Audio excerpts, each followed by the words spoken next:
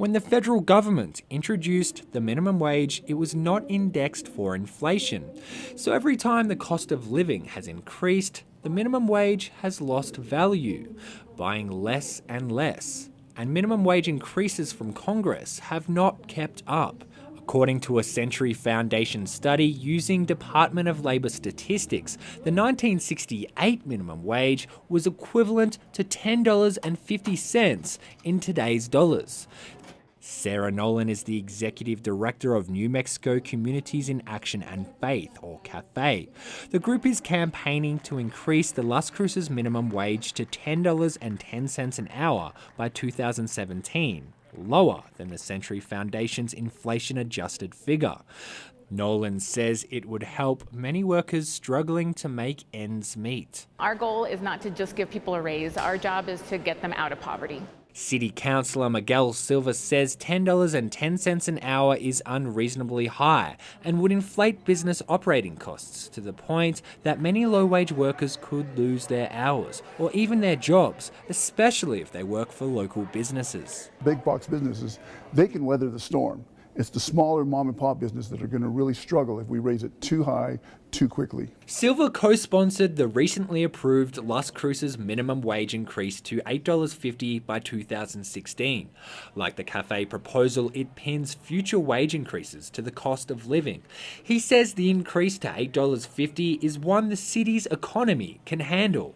But Sarah Nolan says many Las Crucens already working for $8.50 an hour or more are still going without basic necessities and living below the poverty line. My mom was a single parent, working with food stamps and also working part-time and going to school. We needed all of those things to get ahead.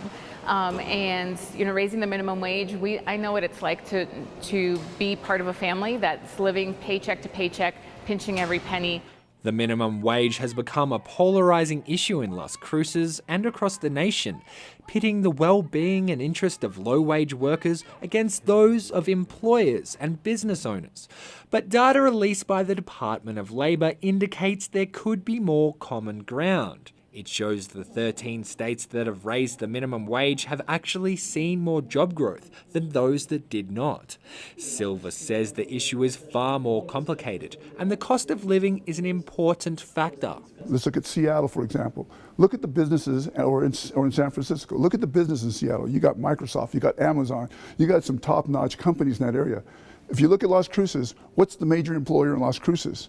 Walmart. The city of Las Cruces lists its top 3 employers as New Mexico State University, White Sands Missile Range, and Las Cruces Public Schools. No retail business is in the top 8 employers. In fact, Memorial Medical Center is the only private employer in the top 8.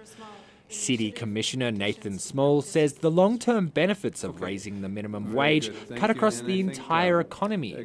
He says higher minimum wages would empower people to create their own opportunities. That can really mean the difference again between someone attending school and someone having to stop their education, limit their opportunity because they simply don't have enough to pay the bills. A recent study released by rating agency Standard & Poor's cited the rising levels of income inequality as a drag on economic growth in the United States. The report says income inequality has been linked to an uncompetitive workforce. It also says inequality discourages investment and hiring. In fact, it's part of the reason S&P has lowered its US growth projection from 2.8% to 2.5% over the next decade. For KRWG, I'm Simon Thompson.